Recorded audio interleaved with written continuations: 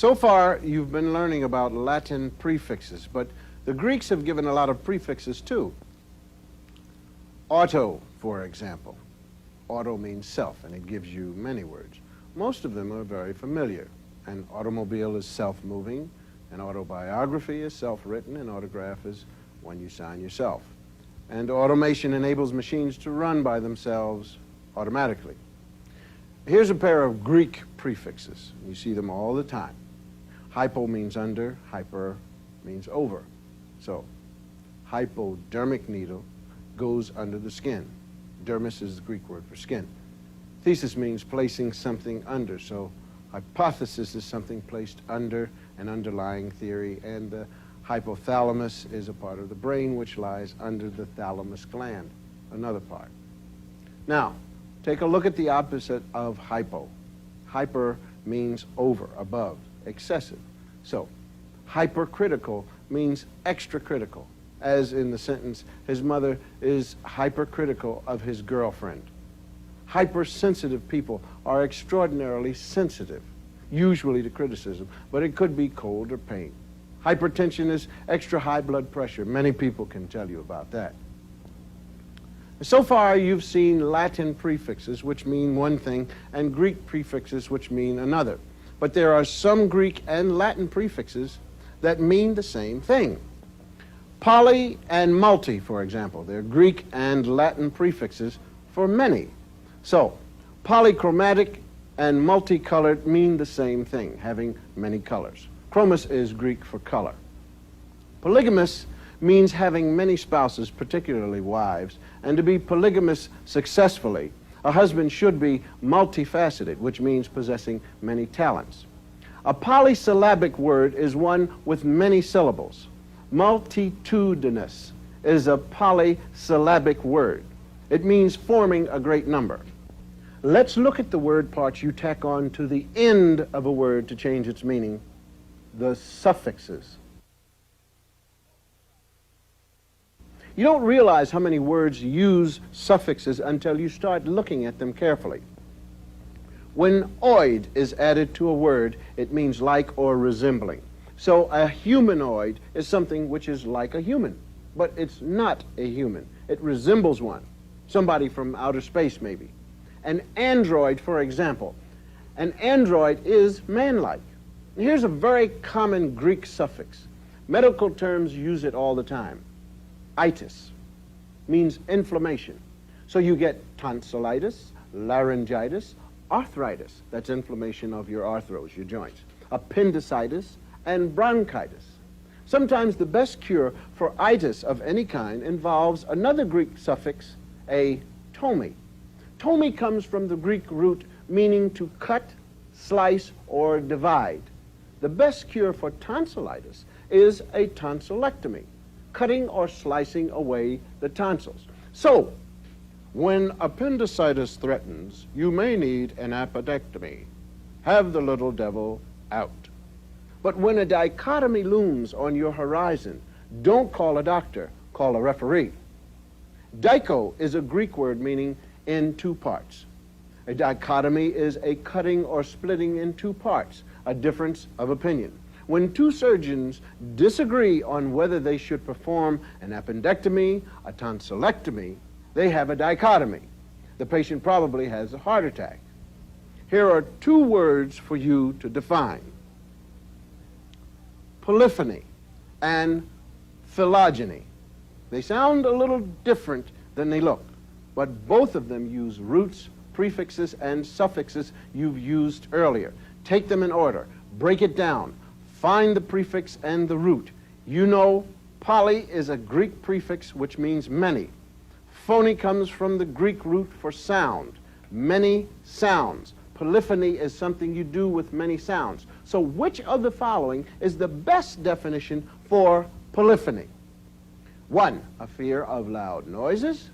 2, music consisting of many voices or sounds. 3, the art of saying one thing many different ways. Right, polyphony is many sounds. Music consisting of many voices or sounds. What I've tried to give you here is a sense of how much the English language depends on other languages, especially Latin and Greek. And you may have noticed how the meanings of words have changed in the course of history. Writers have many ways of giving you hints or clues about the meaning of words. They want you to understand what they're saying. They want to get through to you, so sometimes they say the same thing in two slightly different ways. Here's an example. At first, Detective Kelly thought Barbara was culpable, but after questioning her for an hour, he finally decided she was not to blame for the murder. Not this one, anyway. Culpable is the word you're after. The writer tells you what it means at the end of the sentence. How do you know?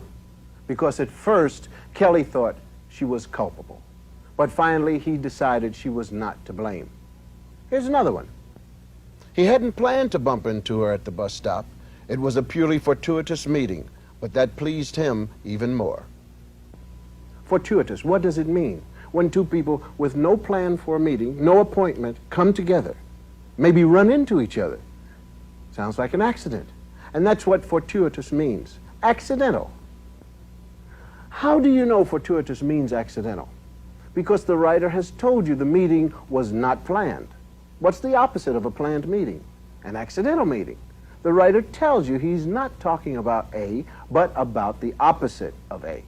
In the first example, Detective Kelly wasn't talking about blameless suspects, but about suspects worthy of blame, culpable ones. In the second, the writer was talking not about a planned meeting, but about an unplanned meeting, fortuitous. All right, one more example of this discovery of meaning by opposites. From childhood on, the two boys were entirely different. The older was self-centered, concerned only with his own interests. His brother was the altruist. What's that last word mean, altruist? One boy was selfish. The two were completely different. It must be the other boy was unselfish. And that's the answer. An altruist is concerned with other people, not just with himself. You know it because the writer told you what altruist is not. So far, you've looked at two ways to learn words in context, that is, in relation to other words in the sentence or paragraph. We've talked about the ways a writer can help you know what he means, but there's another way. You can dig out a meaning from a sentence by applying your own head, your own experience to the problem. After all, you weren't born yesterday. You've seen a few things in your life, and some more in newspapers, on the tube, and in the movies. You've been there. So if you saw this sentence, when you've overeaten at a big Thanksgiving dinner, you feel replete. You know what replete means. You've eaten some of those dinners, and you know how you feel. Stuffed, full, and that's what replete means. Try this one. Not even a letter from the president can do much to mitigate the grief of a Gold Star mother. You know that word mitigate? Maybe not, but you probably do know or can certainly imagine what a Gold Star mother, one who has lost a son in the war, feels, and what a letter from a president could do or not do. You probably guessed that the letter could not do very much to soften the mother's grief or make her grief any less.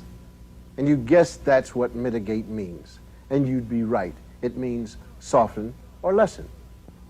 Sure, you've been around and you can guess what a word means, but you can guess wrong. Maybe because you haven't been given enough clues. Like this. She had nothing but the greatest enmity for him. No way you can guess what enmity means. If you don't already know, it means deep-seated hatred, but he probably does. Sometimes it's not the writer's lack of clues, but your own experience that leads you in the wrong direction, leads you to think the word means something the writer never intended. Look at this. The politician who knows which strings to pull and how hard can engage in rackets and gross crimes with impunity. Now, you know that this means a politician can commit all kinds of crimes and get away with it. That's nothing new. But you still don't know what impunity means. Once you get the hang of learning words in context, it can save a lot of time. The more you practice, the more words you'll know and the more time you'll save. But learning words in context doesn't always work, as you well know from this sentence. For all you know, impunity can mean confidence, protection, or contempt for the law. But which?